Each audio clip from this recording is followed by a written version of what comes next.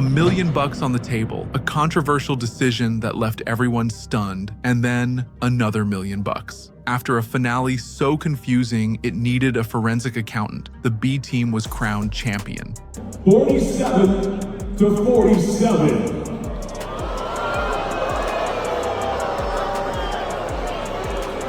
So on points, the team duel is a draw. According to the established JiuJitsu ruleset, to determine the winner of the team duel, we go to the judges' decision and scorecards of the last individual match. Scoring the last individual match, all three judges score that final contest 10-8 across the board.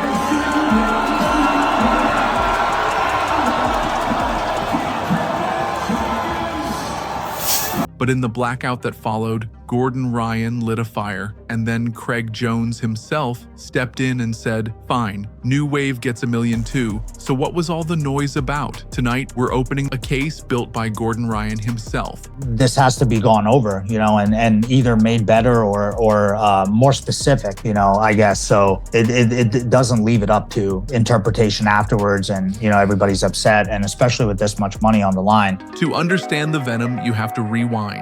Once upon a time, Craig Jones and Gordon Ryan were teammates on the legendary Danaher Death Squad, a team engineered by the brilliant John Danaher. They were unstoppable, collecting every major title on the jiu-jitsu circuit. Gordon was dominating the ADCC divisions, while Craig was the cult hero selling out leg lock instructionals. I don't hate him. I love that he exists. I love that he exists. It's entertainment, I mean, we used to train together. I wouldn't say we were friends. Like, we would train together. We wouldn't hang out after training or anything. So I think it's like we're training partners, we weren't close friends. But in late July 2021, the squad fractured. Gordon Ryan formed New Wave Jiu Jitsu, and Craig Jones established his own B team. The brotherhood was broken, and the Cold War was suddenly very, very public. What I think is most funny about this, so Gordon, unquestionably, best grappler in the world, had many health issues, disappeared. He comes and goes. He battles health issues, comes back, competes, beats everyone, for sure beats everyone. But he's a controversial figure. He says crazy shit online. Like, he's got strong conservative political beliefs. But I mean, if you were to look at his Instagram, it's a Facebook dad Republican page. You know what I mean? That's the sort of stuff he's sharing nonstop. And he's, I would say, money obsessed. And I would say he's kind of, insecure. He bites all the time. And like, you would understand this. Americans take the bait. We roast each other. Like, I've said worse things to my friends and relatives than I've said about Gordon Ryan. But these guys take the bait, and that's the game. For us, we love throwing something out. If someone overreacts, that's what I live for. That's fun to me. Not just that. Craig Jones launched a rival promotion. On August 16th to 17th, 2024, Craig Jones launched the first Craig Jones Invitational, CJI, an event designed to shake up the sport. His pitch was simple: "I'm sick of watching athletes treated like props." He promised $1 million prize, a winner-takes-all format, and no promotional politics. CJI 1 was a massive success that sent shockwaves through the jiu-jitsu community, and it only intensified the feud between its creator and Gordon Ryan. Gordon, in terms of this tournament is the ultimate bait, because we're talking about free market competition.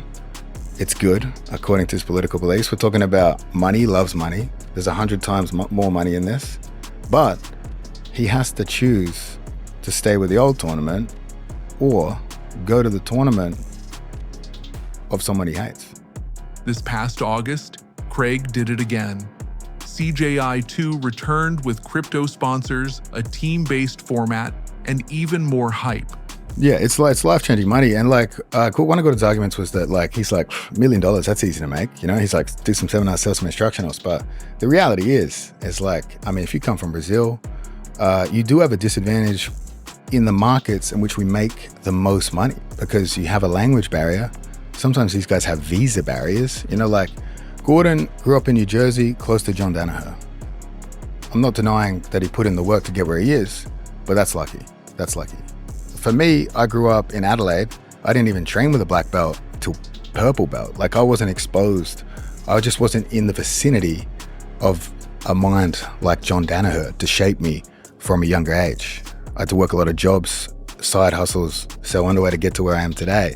And if I think about the Brazilians in the sport, they can win ADCC, but if they can't utilize a marketable style and they can't express themselves well in interviews, the idea of them making $1 million is going to be very difficult. And even if they grew up in sort of poorer areas, they're not going to have access to people to teach them business skills, marketing skills.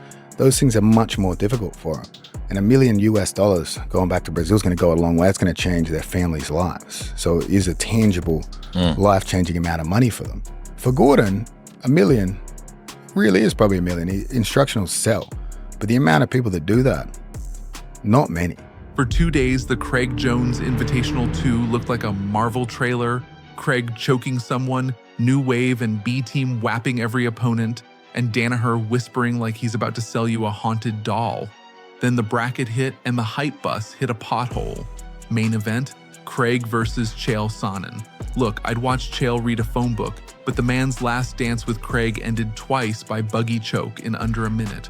Rematching that on the biggest stage is like asking a bear if he wants the same sandwich for lunch. Gordon Ryan used this as his opening argument, blasting the booking as uncompetitive and questioning the legitimacy of an event headlined by what was essentially an exhibition match. Giancarlo Bodoni, ADCC medalist part-time ankle collector, draws Taylor Pierman. They bang it out. Pierman snaps on a heel hook. Bodoni winces. One tiny tap looked like he was swatting a mosquito. The ref waves it off. Pierman wins. And Bodoni looks like someone just told him Santa isn't real. Gordon immediately weaponized the footage on his story with, "One tap in a 7-figure event? Come on."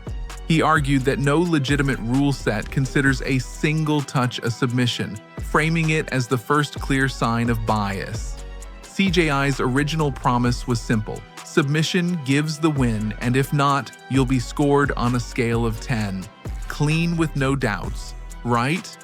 Months of going through these rules and, trying to find any hole for them and any time where there was like, oh, well, what if this happens? And everyone's like, and we went over these rules with all the coaches and referees and stuff many times. Then the final between New Wave and B-Team ended in a 47-47 tie on the scorecards. Victor was like the biggest guy, right, at plus 99? Yeah. More than 2 away, so that can only be a 10-9. If anything happens like that, it's really not a 10-8 round because Ethan keeps moving his defendant, like sure, he got his guard passed. He ends up getting his guard back. Suddenly, a tiebreaker rule that no one had heard of was invoked, stating the winner of the final match of the quintet decides the whole thing. That gave the win to B-Team. Gordon Ryan went deep digging on this.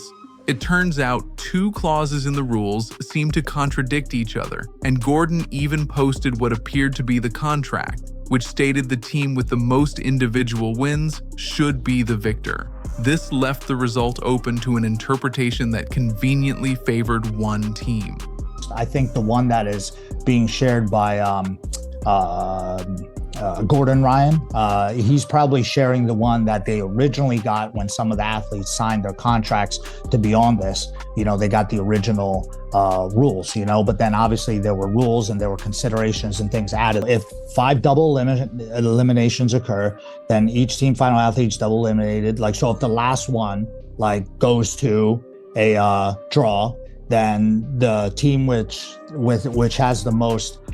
So on number 2 judges' decisions, the first thing just basically says if they're all double eliminations and they're all neither one ends in a submission, then they go off the team that has the most judges wins. But if it's tied on the scorecard, then the team athlete who won the final bout. The controversy peaked with the finals decision.